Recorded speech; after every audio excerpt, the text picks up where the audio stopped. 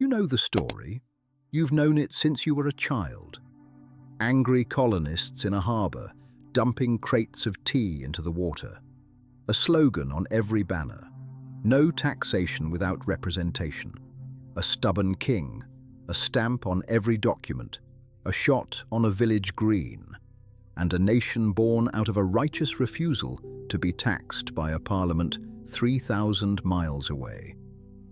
It's clean, it's noble, it fits on a page, and it begins in the middle of the story.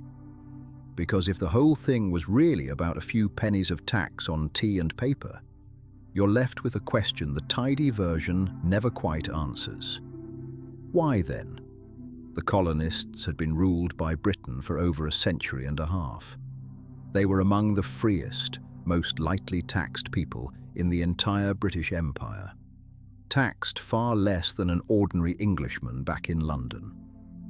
So why, after 150 years of loyalty, did they suddenly decide in the 1760s that they'd had enough? The answer isn't in the tea. The tea is a symptom.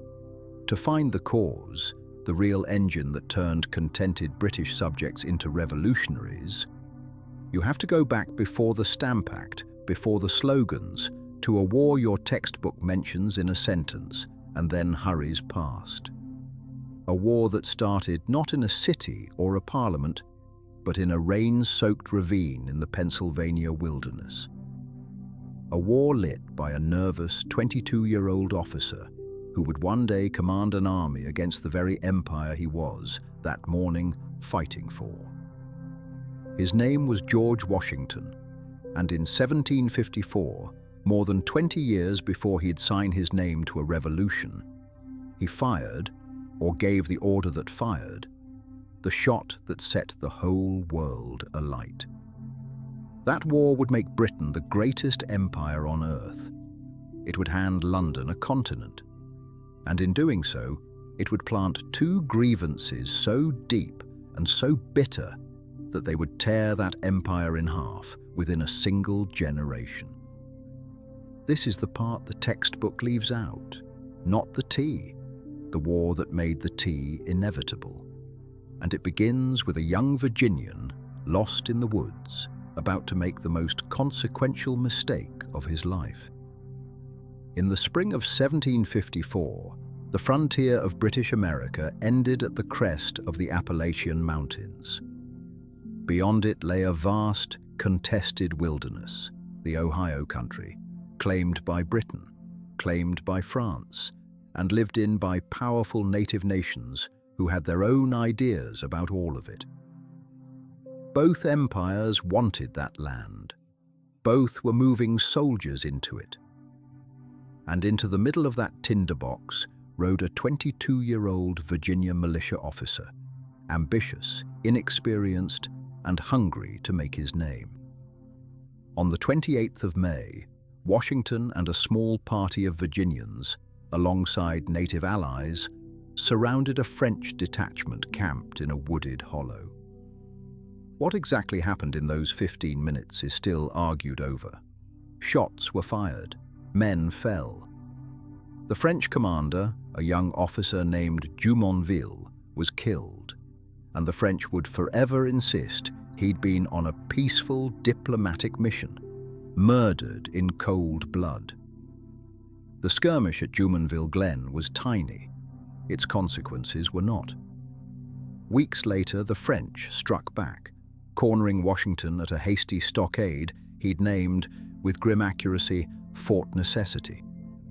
Surrounded and outgunned in the pouring rain, he was forced to surrender, the only surrender of his entire military life. He signed the terms and marched his men home in defeat. But the fuse was lit. That little fight in the American backwoods spread outward like fire across dry grass, dragging the great powers of Europe into open war. Within 2 years, Britain and France were fighting on multiple continents, on the oceans, in India, in the Caribbean. It became the first truly global war in history. Back in London, the writer Horace Walpole caught the absurdity of it perfectly. A volley fired by a young Virginian in the backwoods of America, he wrote, set the world on fire. For years, the war went badly for Britain. Then the tide turned, and it turned decisively. British armies and the Royal Navy ground the French down and rolled them back. In 1759, they took Quebec. By the time the fighting ended, Britain had won one of the most complete victories in the history of empires. The peace treaty of 1763 remade the map of the world. France was thrown almost entirely out of North America. Britain took Canada, and it took all the land east of the Mississippi River, the whole enormous interior of the continent, the very Ohio country the war had been fought over. On paper, the American colonists had won everything. The French menace that had haunted their frontier for generations was gone. The West was open. The future looked boundless. They had no idea that this triumph was the beginning of the end, because winning a world war is not free. And Britain had just run up a bill so staggering that paying it would require reaching into the pockets of the very colonists who were celebrating.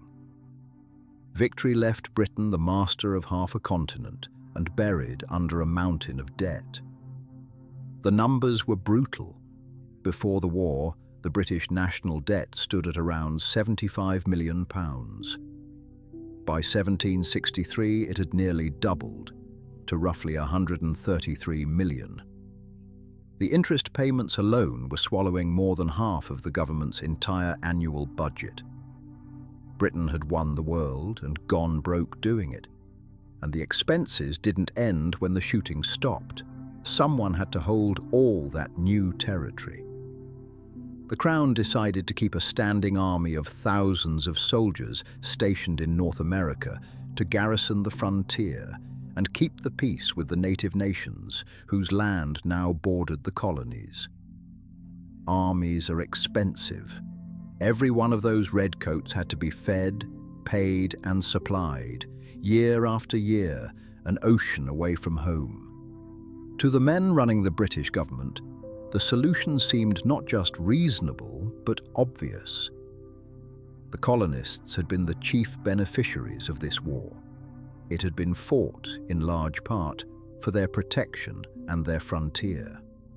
Britons back home were already taxed heavily, far more heavily than the Americans. Surely it was only fair that the colonists pay a modest share toward the debt and the army that now defended them. So the new Prime Minister, George Grenville, set out to make them pay. In 1764 came the Sugar Act, tightening duties on colonial trade.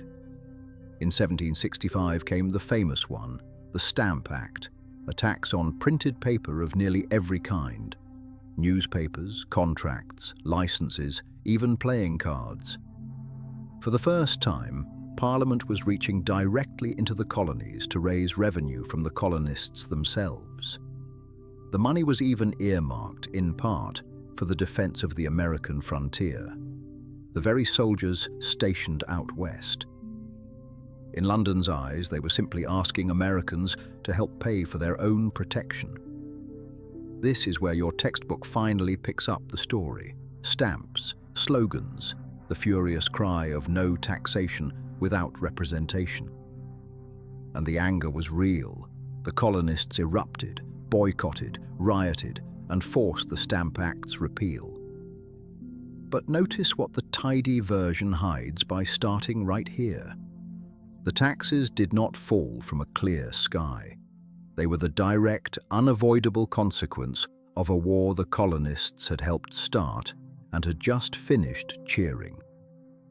Britain wasn't taxing them out of greed or cruelty. It was taxing them to pay for a victory that had made America safe and, the colonists believed, opened the whole West to their children. And from the colonial side, the demand stung all the more because they'd already given. Colonial assemblies had voted men and money into the fight, and now they were being billed again. as if their sacrifice had counted for nothing. And that belief that the West was now theirs for the taking is the thread the textbook drops entirely. Because at the very moment Britain was reaching into colonial pockets for tax money, it was also slamming a door the colonists had bled for years to open. And that second betrayal cut even deeper than the first. Ask why the colonists fought the French and Indian War in the first place, and taxes have nothing to do with the answer. They fought for land. The Ohio country, that vast interior beyond the mountains, was the great prize of the age. To a farmer with too many sons and not enough acres, it meant a future. To the wealthy and well-connected, it meant something even bigger: fortunes. All through the years before the war, powerful colonial figures had been forming land companies and staking speculative claims on millions of acres of Western territory, gambling that once the French were gone, they'd sell it off and grow rich beyond imagining. The Ohio Company of Virginia was one. Its investors were among the colony's leading gentlemen.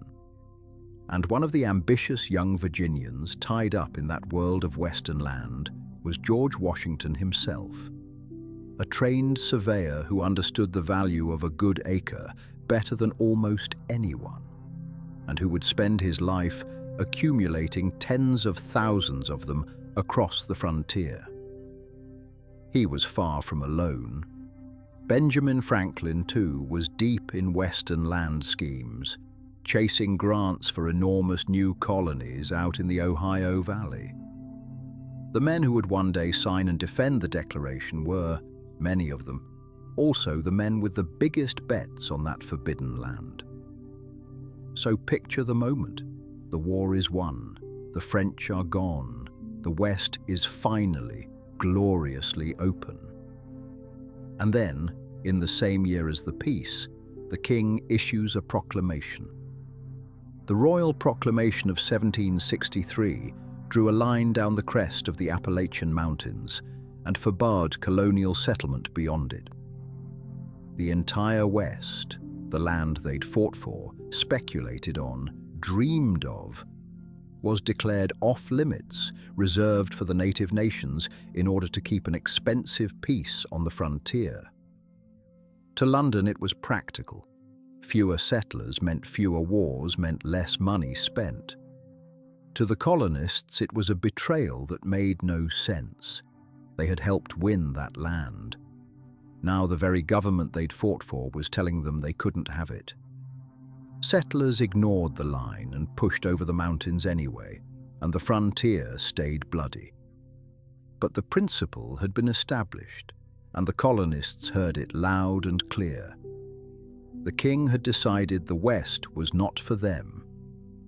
The land speculators were livid, and they didn't quite believe it.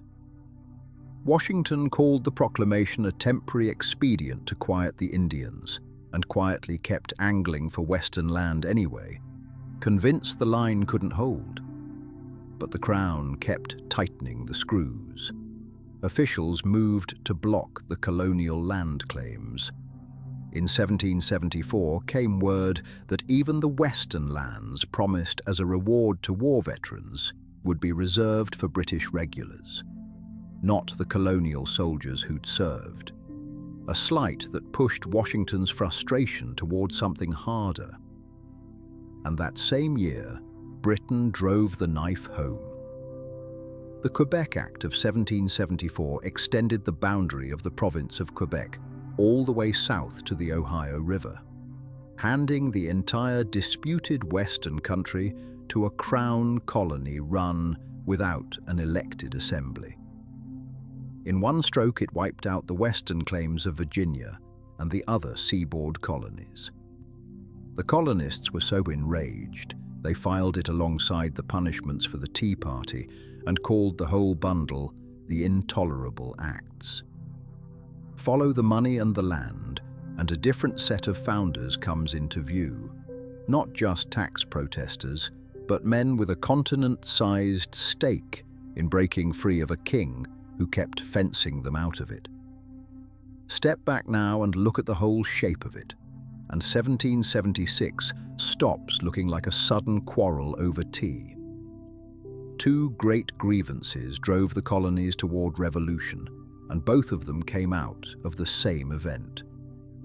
The taxes, the Stamp Act, the duties, all the reaching into colonial pockets, existed because of the crushing debt from the French and Indian War. And the land rage, the proclamation line, the blocked claims, the Quebec Act, existed because of the territory that same war had won, and the crown then locked away. Debt and land, money and territory, two children of one war. That's the cause the tidy story leaves out, not because anyone hid it, but because it complicates a clean morality tale. It's simpler to teach a revolution about principle, brave colonists refusing an unjust tax, than a revolution also driven by war debt, frontier ambition, and the very real fortunes of land speculators who wanted a continent the king wouldn't let them have. Both things are true at once. The revolution was about liberty and representation. It was also about who would own the West. And the war that started it all had one more piece of grim symmetry to deliver. The empire's greatest triumph became the source of its greatest loss. Britain fought a world war to secure North America, and by winning it, removed the French threat that had bound the colonies to the mother country for protection in the first place. With France gone, the colonists no longer needed British soldiers standing between them and the frontier. The victory that made Britain supreme also made the colonies feel they could stand alone.